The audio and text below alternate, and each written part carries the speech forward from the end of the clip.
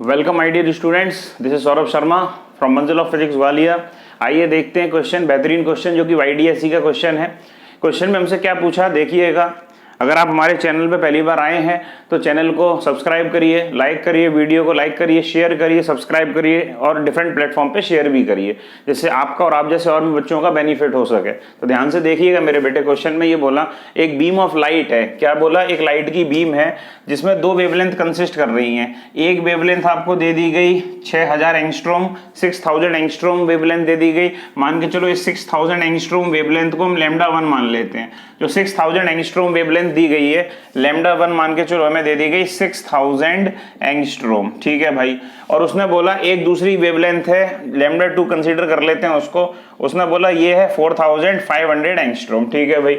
अब उसने बोला इन दोनों वेवलेंथ की जो बीम ऑफ लाइट है वो YDSE के लिए यूज की गई। YDSE यानी यंग्स डबल स्लिट एक्सपेरिमेंट में यूज की गई, जिसमें कैपिटल D। अगर मैं YDSE बनाऊं तो YDSE का डायग्राम कैसे बनेगा कि भैया ये मेरे पास बेस लाइन है, यानी ये y = 0 है। इस y = 0 को सेंट्रल मैक्सिमा बोलते हैं। इसी को क्या बोलते हैं? इसी को बोलते हैं सेंट्रल मैक्सिमा। इसको बोलते हैं सेंट्रल मैक्सिमा, ठीक है भाई।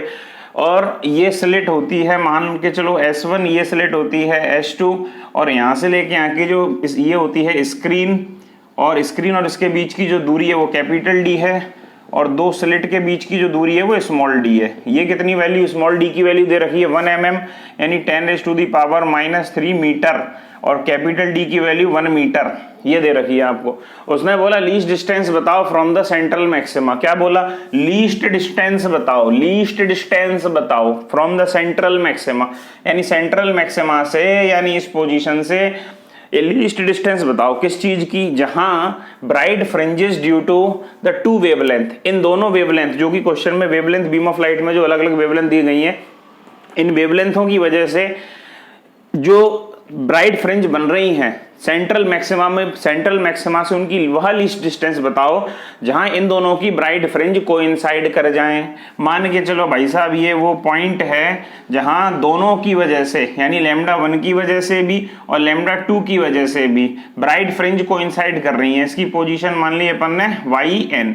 अब हम जानते हैं कि ब्राइट फ्रिंज की जो पोजीशन होती है वो कैसे नोट करते हैं, तो YN लिखते हैं n λD/d। भाई ब्राइट फ्रिंज की जो पोजीशन को नोट किया जाता है वो कैसे लिखा जाता है? n λD/d, जिसमें n का मतलब क्या है? Order of the fringe, bright fringe. अब इसके लिए मान के चल λ1 के लिए मान के चलते हैं ऑर्डर है कुछ ब्राइट फ्रिंज का n1, इसके लिए मान के चलते हैं n2, ठीक है भाई। अब अगर कोइंसाइड करेगा, अगर इस पॉइंट पे कोइंसाइड करेगी तो मान के चलो y1 की जो पोजीशन होगी ब्राइट फ्रिंज की, वही पोजीशन y2 की भी ब्राइट फ्रिंज की आनी चाहिए। अच्छा साहब, तो y1 की क्या हो जाएगी मेरे पास? n1 λ1 और कैपिटल D/d इक्वल्स टू, इसकी क्या जानी चाहिए? n2 λ2 capital D/d। Capital D small d छमाछम हो जाएगा। बचा मेरे पास क्या मेरे बेटे कि n1 λ1 इक्वल्स टू n2 λ2, ठीक है भाई। तो अगर मैं n1 n2 का रेशो निकालूं, n1/n2 का रेशो निकालूं तो वो λ2/λ बना जाएगा। λ2 की वैल्यू क्या दी रखी है मेरे को? 4500 एंगस्ट्रॉम, और इसकी वैल्यू क्या दी रखी है? 6000 एंगस्ट्रॉम। 2 0 से 2 0 छमाछम हो गए, और ये हो जाएगा 5 9 जा 45 और 5 12 जा 60। अब ये हो जाएगा 3 3 जा 9 और 3 4 जा 12, यानी n1/n2 की जो वैल्यू आ गई वो आ गई 3/4, यानी n1 की वैल्यू मेरे पास 3 है और n2 की वैल्यू मेरे पास 4 है। अगर आप n1 की वैल्यू यूज करते हैं, चूंकि पोजीशन एक ही है कोइंसाइड करेगी, तो n1 यूज कर रहे हो तो λ1 यूज करिएगा। मैं पोजीशन निकालूं, जैसे कहने का मतलब ये हो गया कि जो λ1 अगर वेवलेंथ है 6000 एंगस्ट्रॉम की जो वेवलेंथ है, इसके लिए कौन से ऑर्डर की फ्रिंज रही होगी? वो 3rd ऑर्डर की रही होगी।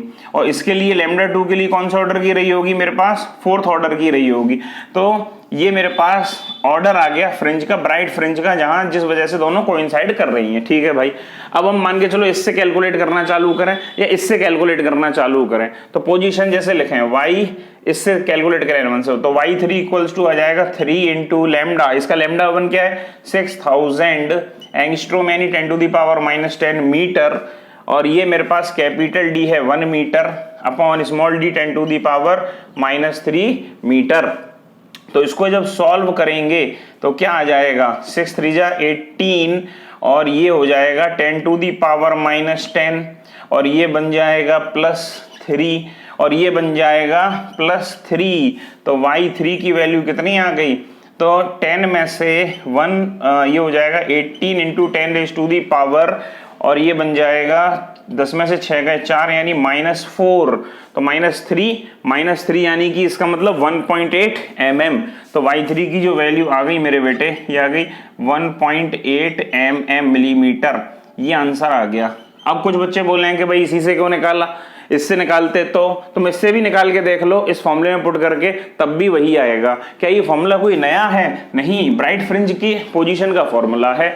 आई होप सो आपको ये वीडियो समझ में आया है। इस वीडियो को एक बार पूरा देखिए, फिर हमारे चैनल को सब्सक्राइब करिए और डिफरेंट प्लेटफॉर्म पर शेयर करिए। अगर आपको किसी टाइप का वीडियो चाहिए, किसी क्वेश्चन पे वीडियो चाहिए, तो आप कमेंट सेक्शन में जाके बता सकते हैं, आपको उस टॉपिक के ऊपर वीडियो मिलेगा और वीडियो में आपका नाम भी फ्लैश किया जाएगा। सो थैंक यू बच्चों, हैव अ नाइस डे, जय हिंद।